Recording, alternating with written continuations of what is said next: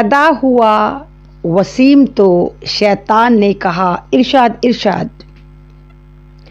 पैदा हुआ वसीम तो शैतान ने कहा, लो आज हम भी साहिबे औलाद हो गए। अस्सलाम वालेकुम, मैं आपके सामने ऐमन रिजवी और आज बड़ी गुड न्यूज़ है जो मैं आपके साथ शेयर करने आई हूँ। जैसे कि आप तमाम लोग जानते हैं, एक आतंकी मुनाफिक आदमी जो अपने आप को वसीम रिजवी कहा करता था, फाइनली हमने उसकी बारात को पूरे सजाकर, बेगैरती से सजाकर, चप्पलों की माला पहनाकर उसको ऐसी तरह से जलील कर कर उसकी बारात को रुखसत कर दिया है। हमने उसकी बारात को दूसरे आतंकी जो नरभक्षी स्वरानंद है उसके गुफा में भेज दिया है। आपको याद होगा कि वसीम रिजवी जो अपने आप को मुसलमान कहा करता था और जो ये दावे करता था कि वो कलाम पाक को बदल डालेगा, वो नया कलाम पाक लेकर आएगा, वो कलाम पाक की आयतें चेंज कर डालेगा। और मैंने जब भी कहा था कि किसी के बाप में हिम्मत नहीं है कि कलाम पाक की आयतें तो बहुत दूर की बात जनाब, वो एक ज़ेर या ज़बर भी चेंज कर ले, क्योंकि अल्लाह ताला ने कलाम पाक की जिम्मेदारी खुद ली है। अल्लाह ताला ने ता क़यामत तक उसकी जिम्मेदारी ली है कि उसमें कोई चाह कर भी एक सिंगल वर्ड नहीं बदल सकता। कितने नमरूद आए, कितने शद्दाद आए, कितने फिरौन आए, कितने मूसाद वाले आए, इज़राइल ने एड़ी चोटी का जोर लगा दिया, लेकिन हमारे कलाम पाक से एक नुक्ता इधर से उधर नहीं कर पाया। फिर ये कौन था जो आया और कह रहा था कि मैं कलाम पाक चेंज कर दूंगा? इस तमाम का तमाम ड्रामा था। ये इनकी एक ऐसी साजिश थी कि ये लोग चाह रहे थे कि किसी भी तरह हम हिंदू मुस्लिम में एक तरह का डिवाइड कर दें और हम मुसलमान बन के मैं ये दिखा दूं, जो एक मुसलमानों में दो फ़िरक़े बताए जाते हैं, शिया सुन्नी, हालांकि दोनों एक ही होते हैं, दोनों का मज़हब भी लगभग एक होता है। हाँ, थोड़ा डिफरेंट तरीक़ा हो सकता है, वो इंसान के अक़ाइद पर मुनहसिर करता है, तो लेकिन इन्होंने उसी चीज़ को टारगेट करा कि हम शिया और सुन्नी में लड़ाई करवा देते हैं और कहते हैं देखो शिया और सुन्नी अलग हैं। उसी हरबे को इस्तेमाल करने के लिए आरएसएस ने अपनी एक गुफा में नाजायज़ औलाद पैदा करी जिसका नाम इन्होंने वसीम रिजवी रखा। कमाल की बात यह रही कि वसीम रिजवी को उत्तर प्रदेश, यानी जहाँ पर ठोक तंत्र चलता है, जहाँ पर आतंकवाद चलता है, जहाँ पर फेंटाकोला बाबा की सरकार है, वहाँ पर वक्फ बोर्ड का चेयरपर्सन बनाया गया। और ये बड़ा खुश था कि मैं मुसलमान काउंटेबल होता हूँ, लेकिन ये मुसलमान नहीं था। हालांकि जब इसने खुराफात भौंकनी शुरू करी तो इसकी फैमिली ने इसको लात मारी, इसकी दो बीवियां इसको छोड़कर चली गई, इसकी औलाद ने लात मार दी। अब क्योंकि इसको पता था कि मेरी ज़िंदगी मुसलमानों के कम्युनिटी में सेफ नहीं है, मैं कभी भी उस तरफ जा ही नहीं सकता, तो अपनी जान बचाने के लिए इस निगोड़े ने दूसरे आतंकवादी नरभक्षी स्वरानंद के पास जाकर पनाह ली, क्योंकि दोनों ही एक ही थाली के चट्टे पट्टे हैं। वो भी एक ऐसा सुअर है, नहीं बल्कि सुअरों के झुंड में ये चला गया, पूरा का पूरा ऐसा सुअरों का झुंड है जो लगातार इस्लाम को टारगेट करता है, कलाम पाक को टारगेट करता है, मजहब को टारगेट करता है। लेकिन कमाल की बात यह है कि शिकार खुद यहाँ शिकार हो गया। जो बंदा इस्लाम को बदलने के लिए इतनी एड़ी चोटी का जोर लगा रहा था, पूरी उम्मीद ऐसे कर रहा था कि नहीं भाई जैसे कर गुजरेगा, जो बंदा पूरी खुराफाती भौंक रहा था वो खुद उस चीज को छोड़कर निकल गया। हाय अल्लाह, कितनी बेइज्जती है, बेइज्जती का जनाजा। मुझे मालूम है आप लोग कहेंगे लफ्ज बेइज्जती नहीं बेइज्जती होता है, लेकिन इस जाहिल के लिए बेइज्जती ही ठीक है। तो आज वसीम रिजवी फाइनली हिंदू हो गया है। वसीम रिजवी ने इस्लाम को छोड़ दिया है उसके बगौल, जबकि हम तो शुरू से कहते चले आ रहे हैं कि वो इस्लाम में था ही नहीं। मैं तो कितनी बार आपके सामने बोला, लाइव में कितनी बार बोला कि वसीम रिजवी तुझे जो भौंकना है तू भौंक, लेकिन हमारा नाम जो है वो वसीम रिजवी जो एक मुस्लिम नाम है वो हमें लौटा दे। और वसीम रिजवी ने मेरी इस बात को मानते हुए हमारा नाम हमें दे के नरभक्षी स्वरानंद का जाकर भाई बन गया। आप खुद सोचिए, जो जिस मजहब में पैदा हुआ वो उस मज़हब का वफादार नहीं हुआ, यहाँ पर लगातार रायतें फैलाता रहा, यहाँ पर लगातार नफ़रतें बांटता रहा।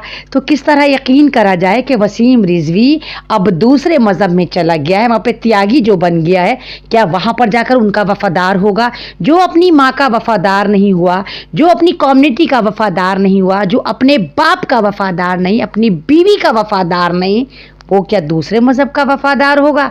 देखते जाइए, वो वहाँ पर भी लात मारकर निकाला जाएगा, क्योंकि ये धर्मी है ही नहीं, ये अधर्मी इंसान था। और आज तमाम मुसलमानों के लिए हर्ष उल्लास का दिन, यानी बहुत मुबारक दिन है, खुश होने का दिन है। हालांकि आप लोगों को लगेगा कि नहीं, ये खुश होने का दिन नहीं है, लेकिन अगर वसीम रिजवी को देखा जाए, जिसने हमारे मज़हब को टारगेट कर रखा था, जो हमारे ऊपर लगातार एक तरह का टॉर्चरिंग कर रहा था, टॉर्चरिंग बम था, जो लोग ये कहते थे वसीम रिजवी तो तुम्हारी कम्युनिटी का है, देखो मुसलमान है, देखो मुसलमान होकर कलाम पाक को बोला, देखो मुसलमान होकर ये कह रहा है कि कलाम पाक की आयतें ऐसी हैं जो जिहादी हैं, जो आतंकवाद को बढ़ावा देती हैं। मतलब लोग इसको पता नहीं क्या समझ रहे थे, डॉक्टर समझ रहे थे, स्कॉलर समझ रहे थे, साइंटिस्ट समझ रहे थे, नामालूम क्या क्या समझ रहे थे, लेकिन समझने वाले सारे के सारे गुफाओं से ही पीएचडी कर कर आए थे। तो वसीम रिजवी जब तीसरी बार वक्फ बोर्ड का चेयरपर्सन नहीं बन पाया, तो फाइनली इसने वही काम करा जो ये था।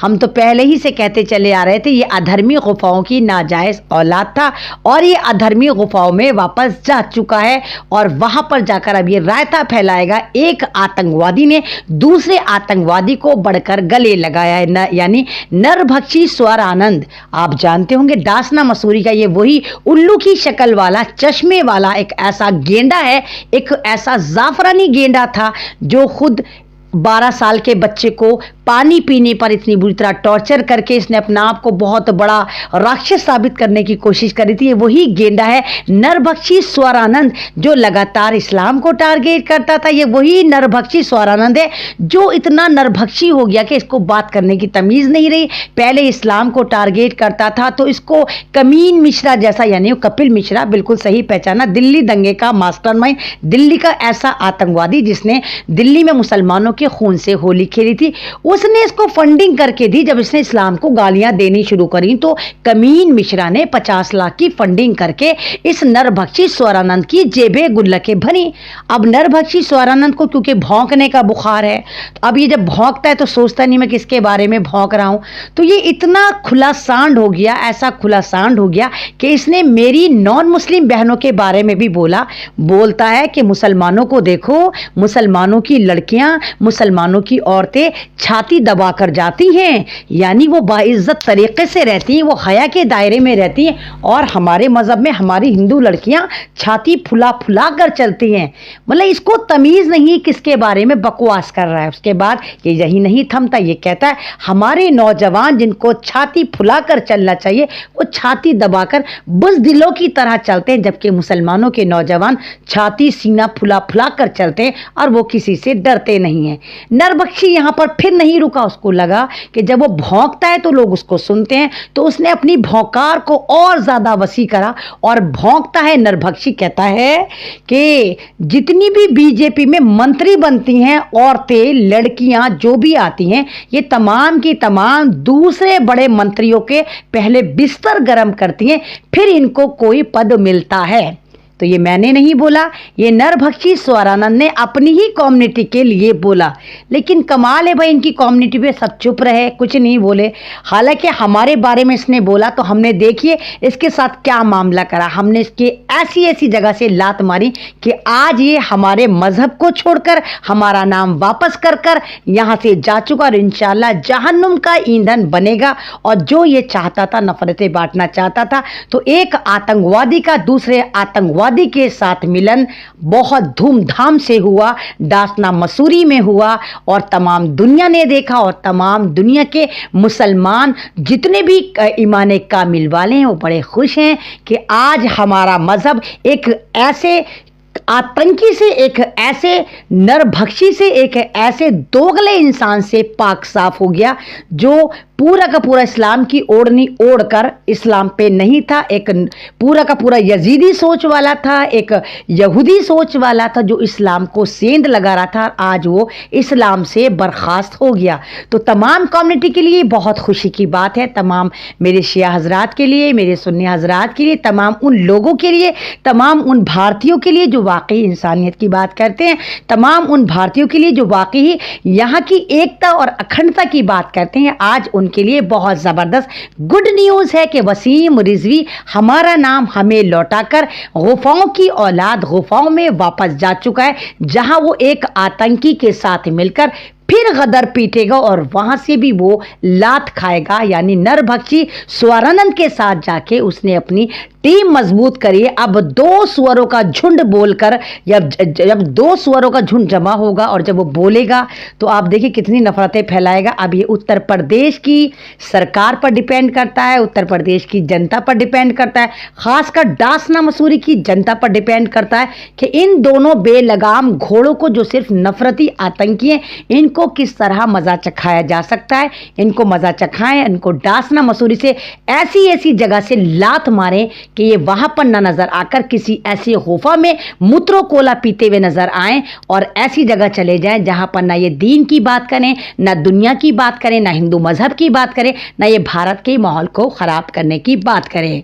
तो बस यही है कि मुद्दई लाख बुरा चाहे तो क्या होता है, मुद्दई लाख बुरा चाहे तो क्या होता है, वही होता है जो मंजूर खुदा होता है। आज इस्लाम की लाज हमें मिल गई, आज इस्लाम की लाज रह गई और वसीम रिजवी गू खाकर इस्लाम से खारिज हो गया और आज इसने खुद कह दिया कि नहीं, मैं इस्लाम के अंदर दाखिल नहीं हूँ। ये एक त्यागी मज़हब में चला गया है और इसने अपना धर्म परिवर्तन कर लिया है और ये एक ऐसा धर्म परिवर्तन है जहाँ हम और हमारा समाज बहुत ज़्यादा खुश है कि खस कम जहाँ पाके एक ऐसी गंदगी हमारे मज़हब से साफ़ हुई कि जिसने हमारी ज़िंदगियाँ हराम कर रखी थी, हमारा नाम चुरा कर हमें बदनाम कर रहा था और आज ये हमारे मज़हब से दफ़ा होकर दूसरे मज़हब में जाकर रायता फैलाएगा। आप इंतज़ार करिए कि उस मज़हब से भी इसको कितनी जल्दी लाते पड़ती हैं। शुक्रिया, अल्लाह हाफिज़। लाइव अच्छा लगता है तो आप तमाम लोग इसको शेयर करें, मेरी आवाज़ को बुलंद करें।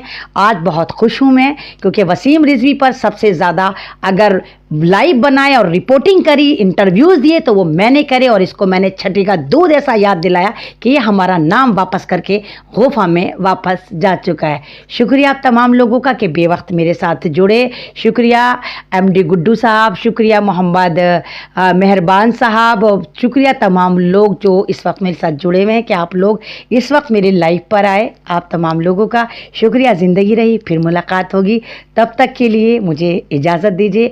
अल्लाह हाफिज़, शुभ रात्रि।